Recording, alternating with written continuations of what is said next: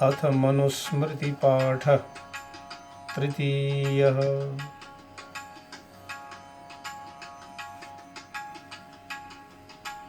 ब्राह्मो दैवस्तथैवार्ष प्राजापत्यस्तथासुर गान्धर्वो राक्षसश्चैव पैशाचष्टाष्टमो धमः। मनुस्मृति में 8 प्रकार के विवाह कहे हैं। पहला ब्राह्म विवाह, दूसरा दैव, तीसरा आर्ष, चौथा प्राजापत्य, पांचवा आसुर विवाह, छठा गांधर्व विवाह, सातवां राक्षस विवाह और आठवां पैशाच विवाह। इन सब में जो आरंभ के 4 विवाह हैं वह श्रेष्ठ हैं। विवाह के उपरांत गृहस्थाश्रम के स्त्री पुरुषों के व्यवहार को कहते हैं। ऋतुकालाभिगामी स्यात् स्वदारनिरतः सदा ब्रह्मचार्येव वै भवति यत्र तत्राश्रमे वसन्। गृहस्थ आश्रम में जो ऋतु कालगामी हैं, जो अपने पति पत्नी से ही संतुष्ट रहते हैं, इस प्रकार वो एक प्रकार के ब्रह्मचारी ही हैं, ब्रह्मचर्य का ही पालन कर रहे होते हैं। संतुष्टो भार्यया भर्ता भर्त्रा भार्या तथैव च तस्मिन्नेव कुले नित्यं कल्याणं तत्र वै ध्रुवम्। यदि हि स्त्री न रोचेत पुमांसं न प्रमोदयेत्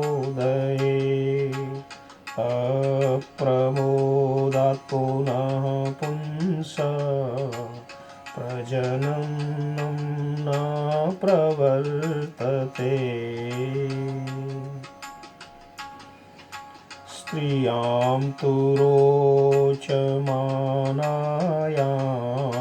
सर्वं तद्रोचते कुलं तस्यां त्वरोचमानायां सर्वमेव न रोचते।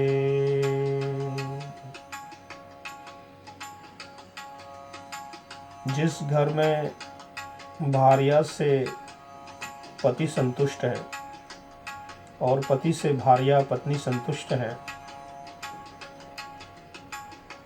उस कुल में, परिवार में कल्याण है, सुख है, आनंद है। परंतु यदि स्त्री पुरुष को न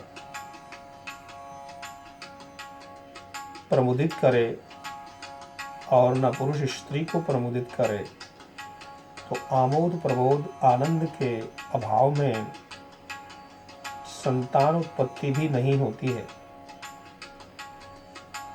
अतः स्त्रियों के रोचमान होने से, रुचि और आनंद प्रसन्नता युक्त होने से वह कुल परिवार भी आनंदित और प्रसन्न हो जाता है, और स्त्रियों के अप्रसन्नता से, दुखी रहने से वह कुल भी दुखी रहता है। पितृभिर्भ्रातृभिश्चैता पतिभिर्देवरैस्तदा पूज्या भूषयितव्याश्च बहुकल्याणं ईप्सुभिः।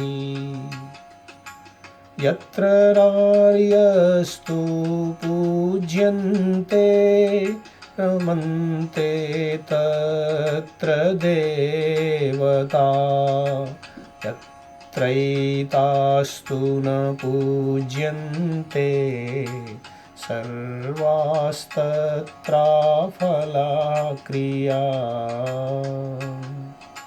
शोचन्ति जामयो यत्र विनश्यत्याशु तत्कुलं, न शोचन्ति तु यत्रैता वर्धते तद्धि सर्वदा। तस्मादेता सदा पूज्या भूषणाच्छादनाशनैः भूतिकामैर्नरैः नित्यं सत्कार्येषु उत्सवेषु च।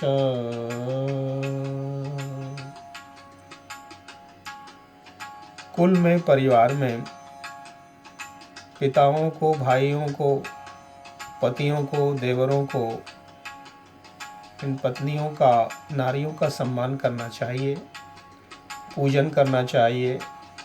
विभिन्न प्रकार के आभूषणों को देकर के अपने परिवार में कल्याण और आनंद की इच्छा करनी चाहिए,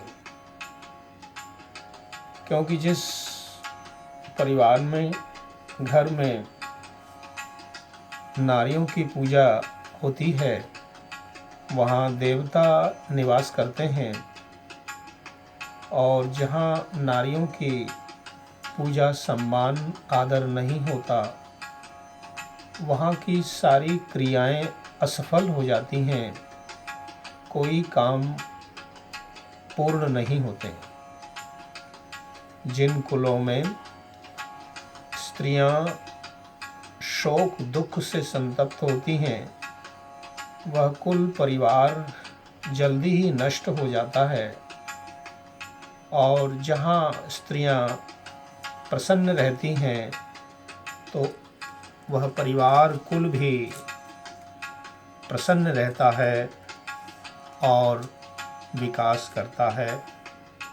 इसलिए सदा ही स्त्रियों का परिवारों में आदर, सम्मान, आभूषण, वस्त्र आदि के द्वारा पूजन करना चाहिए, सम्मान करना चाहिए। जो परिवार में सुख, शांति, आरोग्य, धन धान्य, समृद्धि अगर चाहते हैं तो विभिन्न उत्सवों पर, विभिन्न अवसरों पर स्त्रियों, परिवार की नारियों का सम्मान करें, सत्कार करें, उन्हें भेंट आदि प्रदान करें। सदा प्रहृष्टया भाव्यं गृहकार्येषु दक्षया सुसंस्कृतोपस्करया व्यये चामुक्तहस्तया।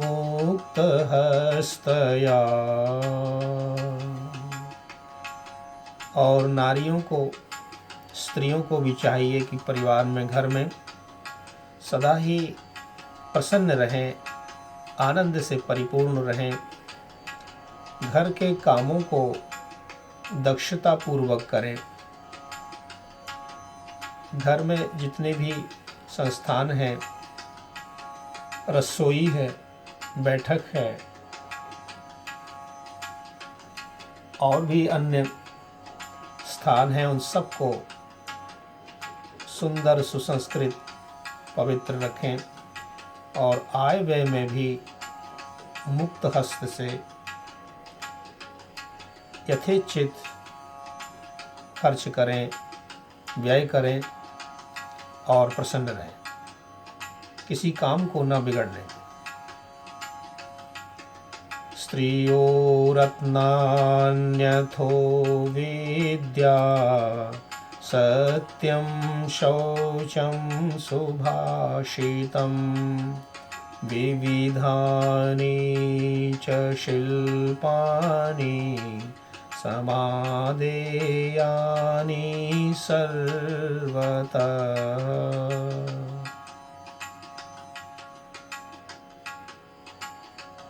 उत्तम स्त्री नाना प्रकार के रत्न, विद्या, सत्य, पवित्रता, श्रेष्ठ भाषण और नाना प्रकार की शिल्प विद्या अर्थात कारीगरी सब देश और सब मनुष्यों से ग्रहण करें।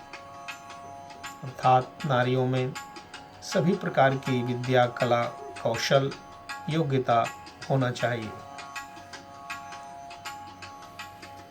सत्यं ब्रूयात् प्रियं ब्रूयात् न ब्रूयात् सत्यमप्रियं प्रियं च नानृतं ब्रूयात् देशधर्मः सनातनः। भद्रं भद्रमिति ब्रूयात् भद्रमित्येव वा वदेत्। शुष्कवैरं विवादं च न कुर्यात् केनचित् सह। सत्य बोले और प्रिय बोले, असत्य और अप्रिय न बोले। प्रिय बोले परंतु अनृत झूठ न बोले, यही सनातन धर्म है। भद्र वाणी का प्रयोग करे, भद्र ही बोले। शुष्क वैर और विवाद किसी से भी न करे, यही मनुष्य का, गृहस्थियों का सामाजिक धर्म है। पुरुषा बहवो राजन् सततं प्रियवादिनः अप्रियस्य तु पथ्यस्य वक्ता श्रोता च दुर्लभः। यह महाभारत उद्योग पर्व विदुर नीति का श्लोक है। विदुर जी कहते हैं, हे धृतराष्ट्र, इस संसार में बहुत से पुरुष हैं, मनुष्य हैं जो प्रिय बोलते हैं, प्रशंसा करते हैं, परंतु अप्रिय और पथिका बोलने वाला वक्ता और श्रोता दुर्लभ ही होता है। जो सुनने में अप्रिय विदित हो, वह कल्याण करने वाला वचन और उसका कहने वाला और सुनने वाला व्यक्ति बहुत कम होता है। बुद्धि वृद्धि कराण्याशु धन्यानि च हितानि च नित्यं शास्त्राण्यवेक्षेत निगमाश्चैव वैदिकान्।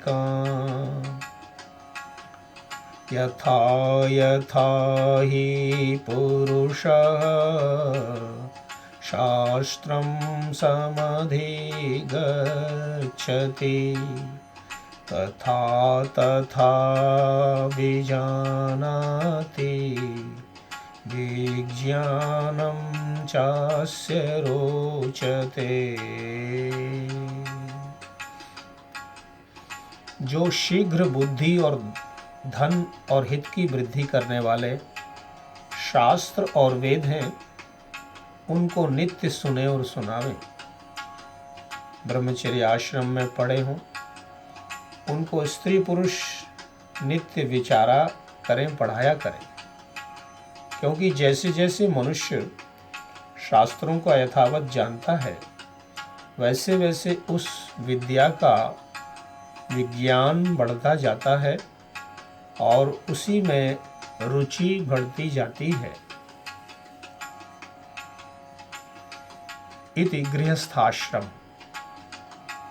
गृहस्थियों के धर्म कर्म कर्तव्य मनुस्मृति में जो बताए हैं, गृहस्थियों को दैनिक जीवन में अपने घर में प्रतिदिन पंच कर्म करना चाहिए, पंच महायज्ञ करने चाहिए। क्योंकि हमारे ये शरीर पंच तत्वों से बने हैं। अग्नि, वायु, जल, पृथ्वी, आकाश, पंच तत्वों से बना ये शरीर।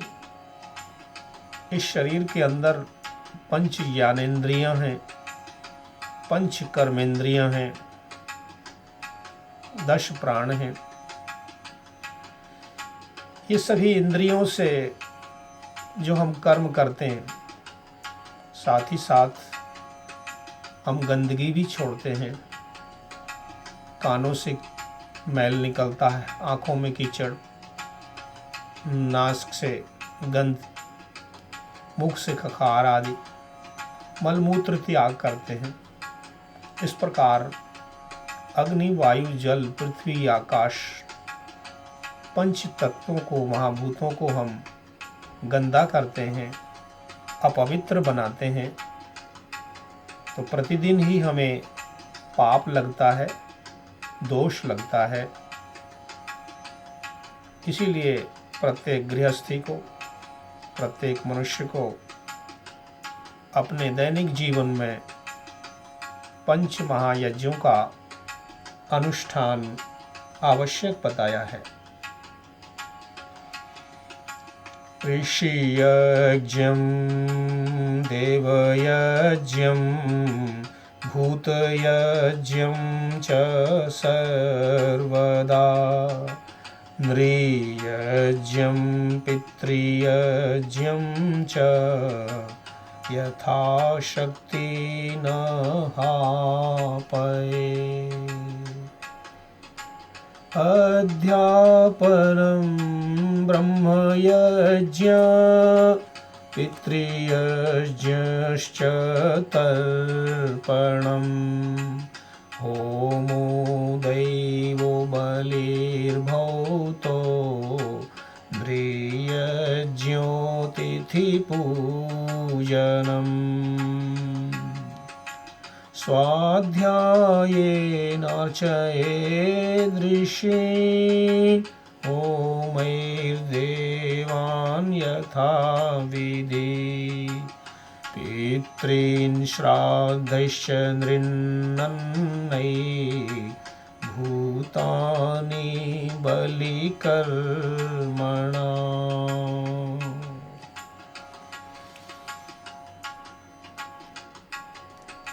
ब्रह्मयज्ञ, देवयज्ञ, पितृयज्ञ,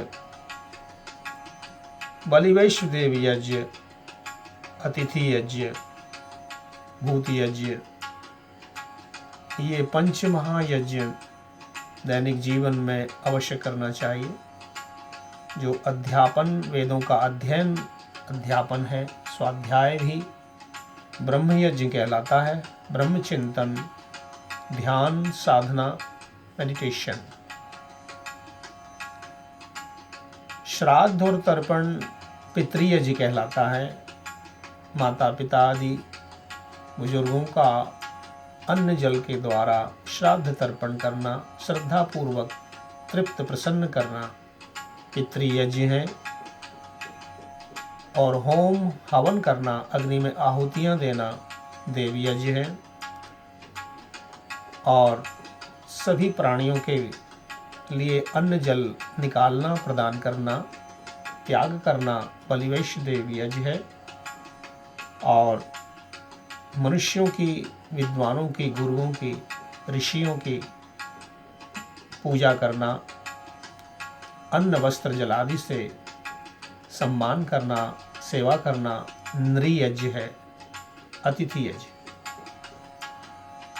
स्वाध्याय से ऋषियों की पूजा करें, होम हवन से देवों की पूजा करें, और श्राद्ध तर्पण से पितरों की पूजा करें, और अन्न जल से सभी प्राणियों की पूजा करें, सबका सम्मान करें, सबकी सेवा करें।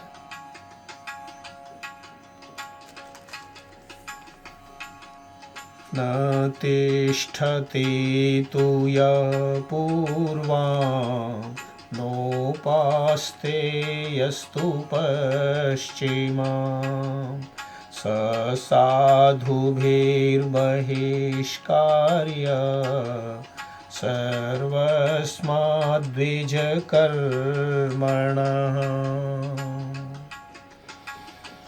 जो गृहस्थी, जो मनुष्य प्रातःकाल उठकर ब्राह्म मुहूर्त में संध्या, मेडिटेशन, ध्यान नहीं करता, उपासना नहीं करता, प्रातः सायं संध्या नहीं करता, उस द्विज को द्विज कर्मों से बहिष्कृत कर देना चाहिए। साधु सज्जन आर्य महापुरुष लोग उसको द्विज कर्मों से हटा दें, निकाल दें, बाहर करें। इस प्रकार पंच महायज्ञों के संबंध में मनुस्मृति में विस्तार से कहा है। विशेषकर पितृयज्ञ, तीसरा पितृयज्ञ है, जिसमें जो देव, विद्वान, ऋषि और पढ़ने पढ़ाने हारे पितर, माता पिता आदि वृद्ध, ज्ञानी और परम योगियों की सेवा करना, ये पितृयज्ञ।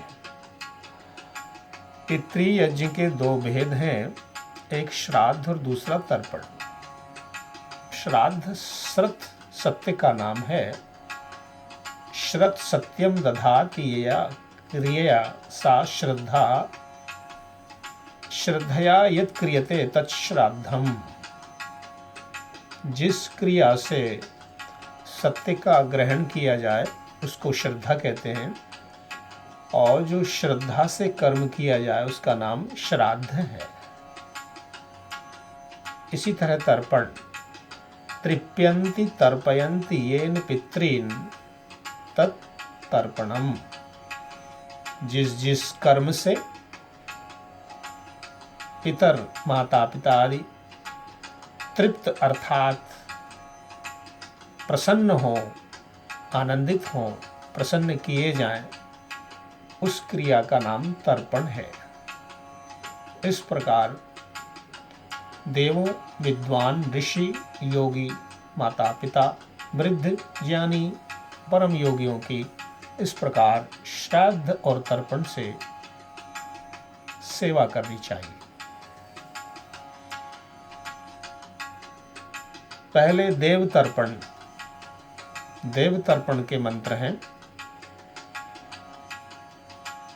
ओम ब्रह्मादयो देवास्तृप्यन्ताम्, ओम ब्रह्मादिदेवपत्न्यस्तृप्यन्ताम्, ओम ब्रह्मादिदेवसुतास्तृप्यन्ताम्,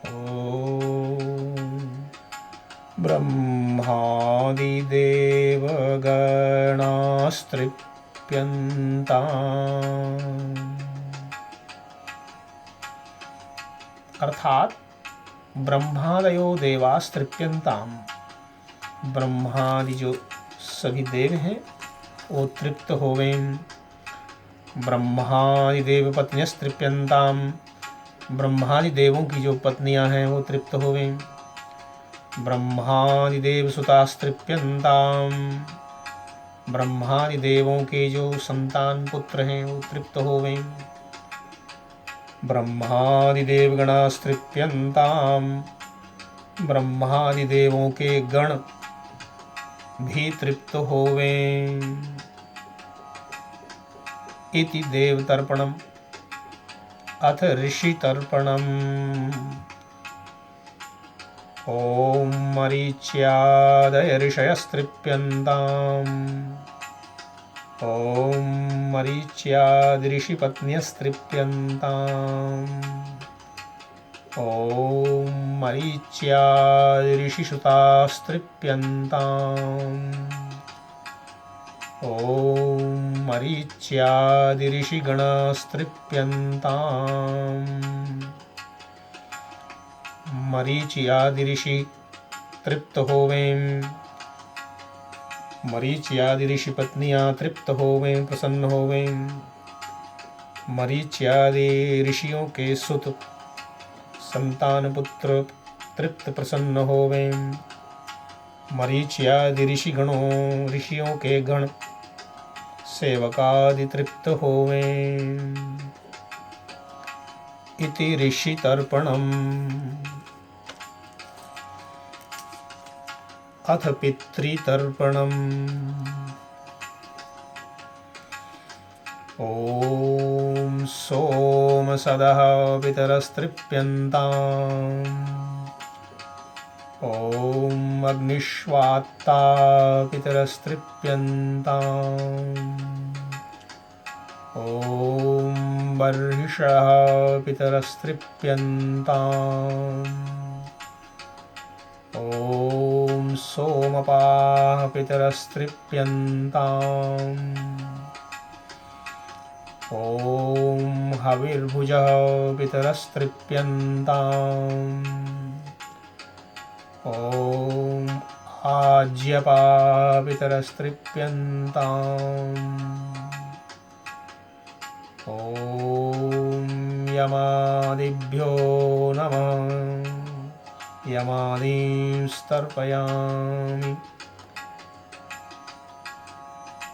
ओम पित्रे स्वधा नमः, पितरं तर्पयामि। ओम पितामहाय स्वधा नमः, पितामहं तर्पयामि। ओम प्रपितामहाय स्वधा नमः, प्रपितामहं तर्पयामि। ओम मात्रे स्वधा नमो, मातरं तर्पयामि। ओम पितामह्यै स्वधा नमः, पितामहीं तर्पयामि। ओम प्रपितामह्यै स्वधा नमः, प्रपितामहीं तर्पयामि। ओम स्वपत्न्यै स्वधा नमः, स्वपत्नीं तर्पयामि। ओम सम्बन्धिभ्यः स्वधा नमः, सम्बन्धिनस्तर्पयामि। ओम सगोत्रेभ्यः स्वधा नमः, सगोत्रांस्तर्पयामि। मनुस्मृति, यजुर्वेद और पाराशर स्मृति के इन मंत्रों के द्वारा पितरों का तर्पण करें। जो सोम सदपितृगण हैं वो तृप्त होवें, जो अग्निश्वात्ता नाम के पितरगण हैं वो तृप्त होवें, जो वर्षिषद नामक पितृगण हैं वो तृप्त होवें। जो सोमपा नाम के पितृगण हैं वे तृप्त होवें। जो हविर्भुज नाम के पितृगण हैं वे भी तृप्त होवें। जो आज्यपा नाम के पितृगण हैं वो तृप्त होवें। जो सुकालिनः पितृगण हैं वो तृप्त होवें। सुकालिनः पितरस्तृप्यन्ताम्। यमादियों को नमस्कार हो, यमादि को तर्पण करता हूँ।